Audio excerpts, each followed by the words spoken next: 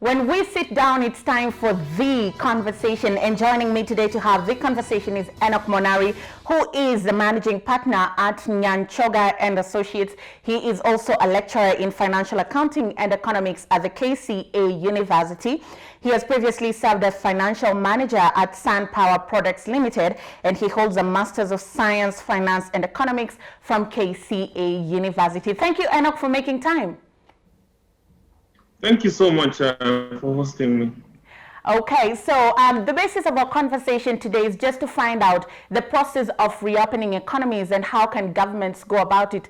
The Kenyan government in particular, different countries have begun reopening. Germany, Spain, South Africa is looking into a gradual reopening, and Kenya, we are seeing that the president allowed restaurants to open as long as they follow a particular criterion. So I'd like to find out from you. First of all, for the last 3 months, the world has been under siege of some sort from coronavirus. So what do you make of the world now saying, some countries saying they are ready to reopen and go back to business? Thank you so much. I think we all accept that this is something new to the world, not just to Kenya, it's new to the world. And developed nations have been struggling to find the best way to open the economies without having the spread of COVID continuing. And as a developing nation, I think we've been lying back and waiting to see what the developed countries are doing. I mean, the countries in the West and the US, what they're doing, so that we can be able to quickly catch up with them so that we don't lose a lot of time. But the struggle is there and the danger is still there. I mean, the disease is still spreading and so many people are dying every day. So that's a reality that we must face. And as we have a clamor to have the economy open, to have businesses running again, we must be aware that the virus has not gone away. It's still with us. And if we are to open our economy, we must be able to do it in a way that we don't end up endangering the lives of the Kenyans, who obviously have stayed away from their businesses for a month now, trying to ensure that they don't contract this virus. And to how to safely reopen the economy in a minute, but I'd like you to paint a visual picture, because you're saying some Kenyans are at home and even world economies have come to a sudden halt. If you could paint a visual picture maybe for the viewer, what kind of economic turmoil has coronavirus caused over the last 3 months? I mean, look around. But let's start with the travel. I mean, the big companies that are involved in travel, they have parked their planes, all of them. I mean, we no longer have air travel. And that, in effect, has ensured that all the hotels across the world are actually closed, because as long as you don't have people traveling, then you don't need the hotels running. You can also see what is happening in the oil industry because of issues of demand, and the prices of oil have gone negative. I mean, it's something that we've been following for the last 1 week or so. So it's a grim picture of how the economy is. Away from how the SMEs are performing locally, we only have few businesses that are running and that are actually profitable. Even the banks that we see opening, they are only opening to serve very few people, because if businesses are not running, then the banks are not really operating. So it's almost every sector of the economy, and it's really bad. And we just pray that we can be able to pick out quickly before it gets worse. You're saying it's really bad. Would you say that is the reason why we need to reopen, or why would you say it's time that we begin as Kenyans to rethink a reopening strategy? No, reopening is important now because we've lost a whole month of economic activity. And the only way we can be able to have normalcy returning to the nation is if we start reopening our businesses slowly, so that people can start leaving their houses, of course in masks and maintaining social distancing, but we need to start seeing normalcy in our businesses. Considering that we still have a country to run, we have an economy that we must be able to support, our continued stay at home continues hurting the economy further. I mean, currently, I'm very sure the government looks at their figures and wonder, how are we going to achieve our targets by the end of 30th June? We can only do this if the economy is running again, if we can be able to export our flowers, we can be able to have tourism, running again, us getting visitors from outside the country, and so on and so forth. So if that does not happen, we'll continue going deeper and deeper into a hole, which we're currently in as an economy. And that's from the government ends. They have to meet their revenue targets. How about that ordinary Kenyan at home? No, I think on a lighter note, people are getting tired staying at home. It's not something that people are used to, and every day. And I was laughing at it about it this morning. You can see normalcy starting to return in Nairobi because people have really feared this virus, and until they have gotten to a point they say, "Well, let me just go back to town and see I can be able to fend for myself." So for the common mwananchi, is that at the end of the day, the little money that people had a month ago is now exhausted. And people have to leave their houses to fend for their families, to be able to look for more money that they can be able to use, because staying at home is really expensive. And you must be able to have a continuous way of getting money so that you can be able to survive in the house and be able to meet your expenses. And for the local businesses, the same story. Today is 30th, it's end month, you need to pay your salaries, you need to pay your rent, you have your loan obligations coming up, and so many other things. If you're not operating, you will not be able to meet these expenses unless you're going to dig into your savings to be able to pay these expenses. So it's really, really important that we have our way back in terms of running normally like we always do in the country. We saw President Uhuru Kenyatta the other day say that they are considering a gradual reopening of hotels and restaurants, which some had shut down and others were offering takeaways altogether. But due to few to no clients, many restaurants had opted to shut down. And as several protocols were rolled out to ensure all people who are working in those hotels are tested, 1.5 meters distance, ensure running water, high levels of hygiene. What are your 2 cents with regards to these guidelines? Because some hoteliers were arguing that some hotels have so many staff and testing each and every one of them is going to be a really costly endeavor because a single test is very expensive in the country. It's a good gesture from the government, and it's something that we want to build on. But the practicality part of it is the challenge, because as you've said, if you have 10 staff and we're looking at a very small restaurant, you need 100,000 to have your staff tested. And the other challenge is that is there demand for the services that the hotels offer currently? Because if the businesses are still closed, you don't expect people to patronage restaurants to take their lunch or their breakfast or whatever that they go to buy there.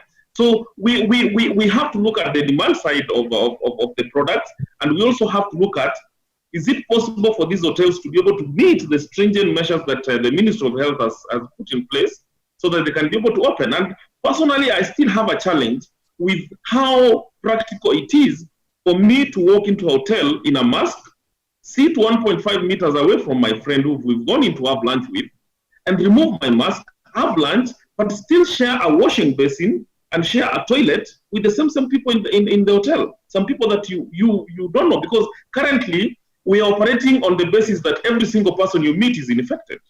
So you have to really be careful. So the practicality part is the one that has not really been handled. But again, as I said, as we started, this is a unique challenge that we're facing. And the moment the hotels start operating, then we can be able to make changes to ensure that it works practically. But we are going to see very few hotels opening because it is very expensive for you to open, and you end up serving 5 or 10 people in a day and having spent 100,000 to test your staff.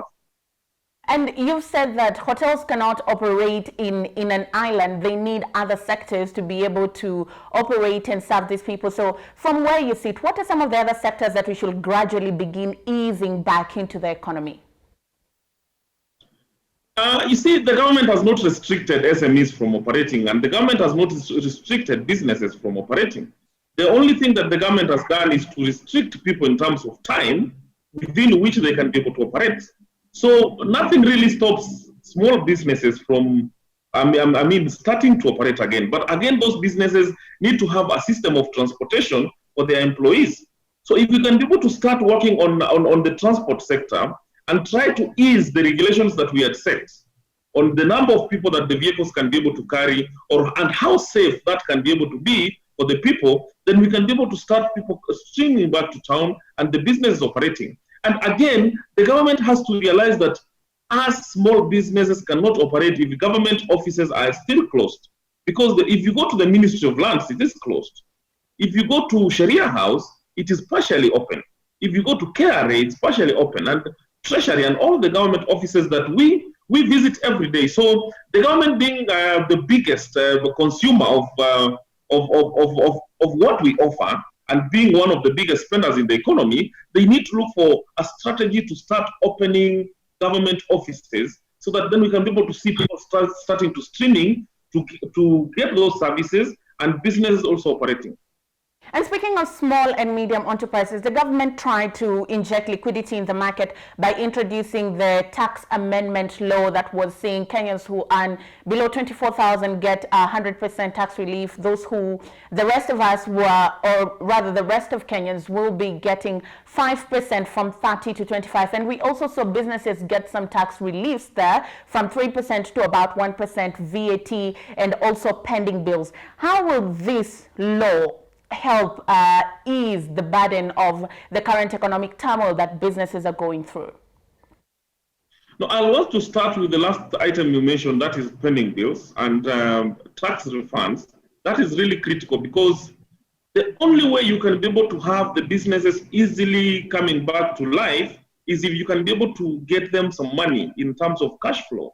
And the government, through the president, of course, has initiated a way business can be able to get tax refunds for those that have been making those claims from KRA for a while. So if that is actualized, we know money will start streaming into the businesses, and that can be able to help the business operate. On the issue of pending bills, also, I mean, most of the small businesses work with government, and if you did a project 2 years ago and you've not been paid to date, you will continue suffering. So if the pending bills are paid, then that again will give the businesses the incentive to start taking up new projects, to pay their salaries, pay their loans, and look for a way they can be able to reopen quickly. On the issue of the taxes, it is a good thing really, but it's not something that we should pride ourselves so much with, considering that what Kenyans need right now is money in their pockets. And when we address issues of personal taxes, we're only addressing a very small percentage of Kenyans because not everyone works in the formal sector and receives a salary. So we are only addressing a very small section of the Kenyan workers, and we are forgetting about the Juakali people, and people wake up every day to go to Mjengo and the rest. So we are happy that the government has set the pace in terms of reducing the taxes, but we need them to do more in terms of how they can be able to reach people in the informal sector, people who are not employed. I mean, when you look at people who have been earning less than 10,000 shillings, this is not going to affect them in any way. The only people that are getting a bit of relief are people who are earning now 24,000 shillings and above.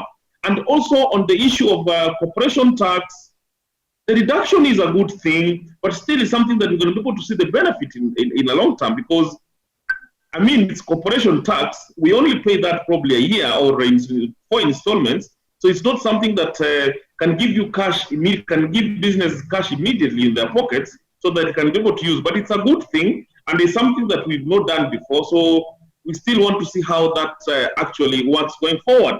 And also, there is also an issue of turnover tax, which has been reduced from 3% to 1%. It's a welcome move for the small businesses. We have just started implementing TOT this year, and now that the changes have been made, we expect that most businesses can be able to, of course, smile, knowing that they're going to pay lower taxes, considering that the taxes they pay are final taxes. And on the last issue of VAT, VAT was reduced from 16% to 14%, and that has been working from 1st of April.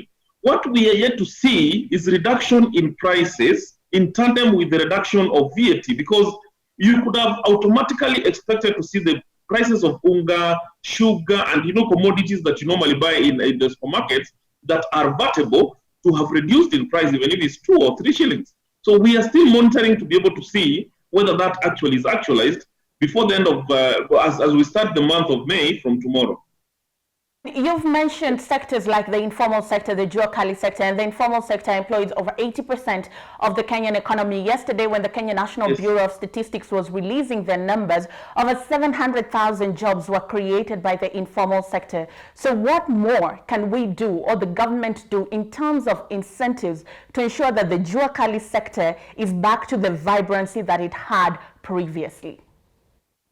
No, you would have expected the government to be on to be on the front line to have a database of the small businesses that have been running, and to try and do a survey and understand how those businesses have been affected. Because if 700,000 jobs were created, I can assure you we've lost 1 million more jobs in the last 1 month or so, because people have not been going to work, and so people are not sure that they can be able to go to work in the coming. Remember, we still have a curfew for the next 21 days. So if the government can be able to do a survey of these small businesses, have a database, try to see how the injections that we are doing, like we did in Jamii, and the SME package that the government has come up with, we can be able to come up with such a package for these small businesses. Because for someone, for example, who's selling shoes in the streets, and his capital has been 15,000 shillings, he has probably consumed the whole of his capital in the last 1 month.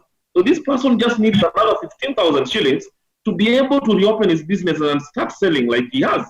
So we need the government to be very proactive in terms of going out there, trying to locate these businesses where they are, trying to understand the challenges that these businesses are going through, and look for a way they can be able to directly assist them. Away from the indirect ways the government is employing, including taxes and the rest, we look for a direct way we can be able to assist these businesses.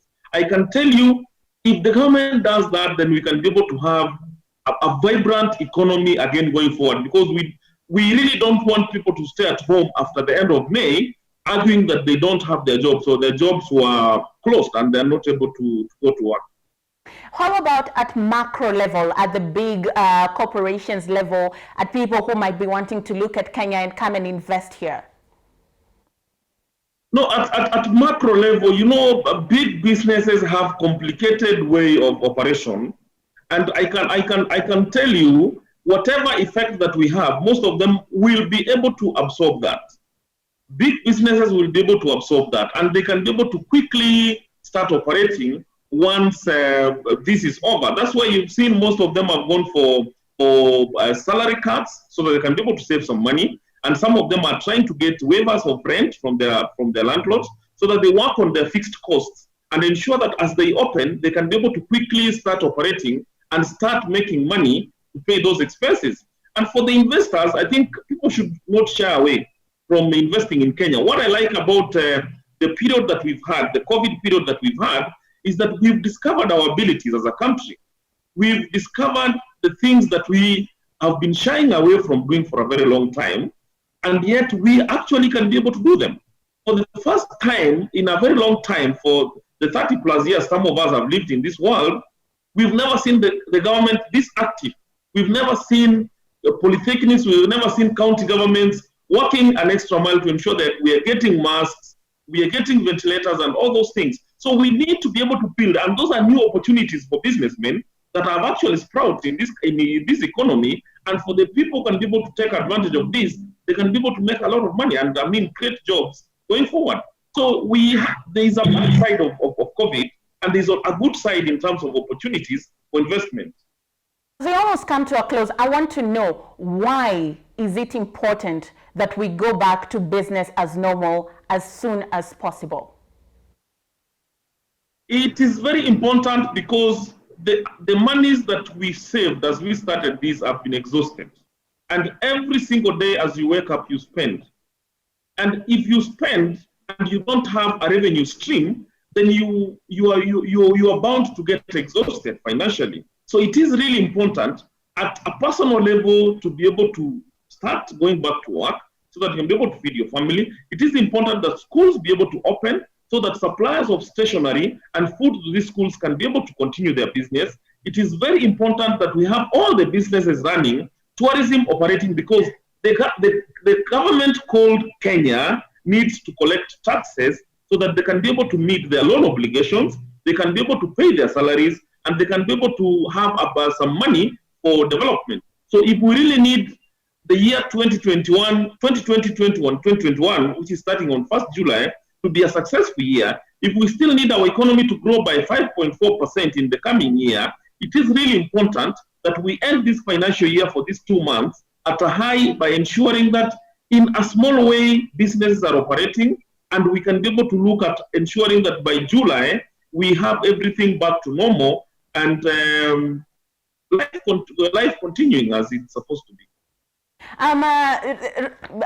Numbers that have been released, some are saying the GDP might grow by about 3%. Others are saying that is way too ambitious, maybe 1.9%. And it means that we'll have to relook at things like our national budget. How it can't be 1.2 trillion, 2 trillion. It cannot, because we do not have that money. So what kind of changes are we likely to see in the national budget? So let me go back to the figures. By the end of February 2020, the government had only collected 990 billion shillings. So there was still, and the target was 1.7. So they had a whole 800 billion to collect. And that is going to be a tall order. I mean, I spoke to someone from KRA yesterday, and they're told the figures are not looking really good.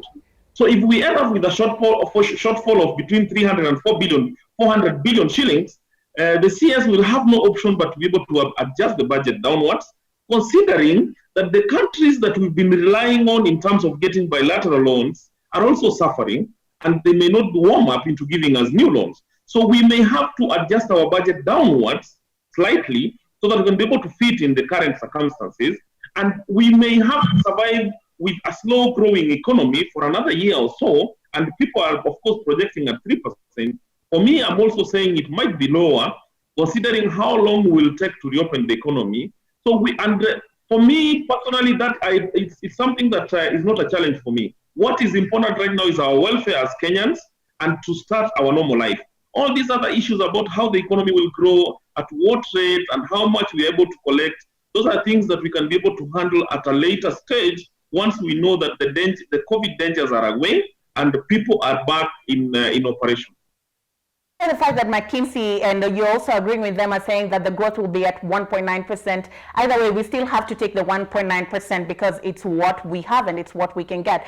However, yes, what are some of the basic fundamentals with regards to health that we need to consider when reopening? Because there's always that chance that there could be a second wave of infections if the reopening is not done well. And studies is showing that those who are reopening without a proper health strategy put in place, they're seeing a surge of cases all over again. New York governor has been very reluctant to reopen because he does not want a second wave of infections to hit his state. So how do we reopen, but in a safe way, to ensure that even as we go back to business as usual, we do not put a burden on an already strained health system? The Minister of Health, of course, has set out the guidelines clearly on exactly what we are supposed to observe. So as we reopen our businesses, we must ensure that people still continue being on masks, and we have to ensure that we still continue keeping the social distancing, including in our offices. So that may also mean that people will have to work in shifts like they're currently doing, so that we don't end up in congested offices. And we also have to ensure that as we move in the streets, we ensure that we keep distance and we don't wear our masks halfway like Kenyans are doing. The most important thing, and it's something that we need to start discussion, is on how we can be able to offer most of our services online. Because what is going to put people in big groups again is people lining up for services in government offices, services that can otherwise be accessed online. So ICT becomes a very important aspect in the fight against COVID, that if organizations, companies, and the businesses that we run can try to avoid movement in and out of offices of customers by offering their services online, that can be able to assist us to avoid contact and to ensure that the rate of spread of COVID is very low. But again, Kenyans have now gotten used to washing their hands, using a sanitizer, wearing a mask even in the villages. Those are things that we want to continue doing for the next 1 or 2 months until we are actually clearly told that we are now safe to walk in the streets like we have always done. And people should stop greeting each other. Thank you, Enock, for making time. It's always a pleasure. Thank you so much, and you have a good day. Thank you too. And it looks like from what Enock has said, the new normal is going to be the forever normal. You'll have to keep washing your hands, wearing your mask, maintaining social distance, even as the economy tries to reopen and inject vibrancy back into the system. However, those are his views. In a short while, we'll be coming back. My mic will be off and your voice will be on Social Watch.